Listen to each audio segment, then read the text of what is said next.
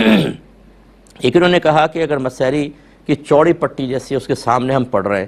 تو کیا اس کے سامنے سے نماز پڑھ رہے ہیں تو کوئی سامنے سے گزر سکتا ہے کہ نہیں؟ کھڑی پٹی نہیں ہے، چوڑی والی۔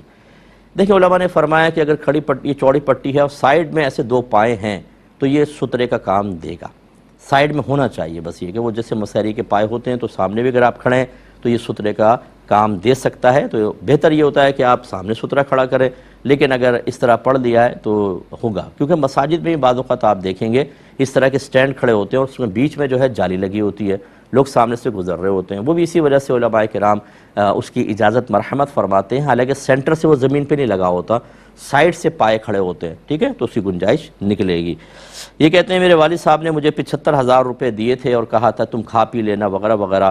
گویا کہ ان کو تو کل اختیار دیا تھا، اب شاید ان کا انتقال ہوا ہے، تو کہتے ہیں والدہ بھی ہیں، بہنیں ہیں، تو کیا میں ان کو دوں یا والد صاحب کی طرف، یعنی ان کو بھی حصہ دوں یا والد صاحب کی طرف سے ایصال ثواب کر دوں، صدقہ وغیرہ کروں؟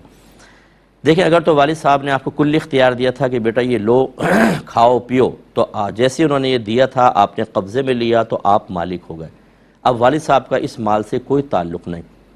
لہٰذا یہ مال وراثت نہیں ہے، نہ آپ پر والد صاحب کی طرف سے صدقہ کرنا واجب ہے، نہ دیگر ورثاء کو کوئی حصہ ہے، آپ استعمال بالکل کر سکتے ہیں۔ اور اگر ایسا نہیں تھا بلکہ والد صاحب نے دیا، اگرچہ منہ سے کہا لے لینا، لیکن آپ یہ سمجھتے ہیں کہ نہیں اصل میں امانت رکھوانے مقصود تھا، اور ایسا ہو سکتا تھا کہ بعد میں اگر والد صاحب کو ضرورت ہوتی تو مجھ سے مانگ بھی لیتے، اس طرح کے اگر معاملات ہوں تو پھر یہ مال وراثت ہے، پھر وہ آپ کی ملکیت میں نہیں آئے گا، پھر آپ بھائی بہنوں کو حصہ دیں، صدقہ نہیں کر سکتے، جب وارث موجود ہوتا ہے تو پھر ان کو ان کا حصہ دیا جاتا ہے۔ تو جتنے بھی آپ کے کوئی قریب عالم ہوں ان سے پتہ کر لیں کہ میری والدہ ہیں، بہنیں ہیں، بھائی ہیں، کتنے ہیں، ان سب کا کتنا اس پہ 76,000 میں حصہ بنتا ہے، جتنا بنے وہ فوراً سے پیشتر ان کو آپ ادا کر دیں۔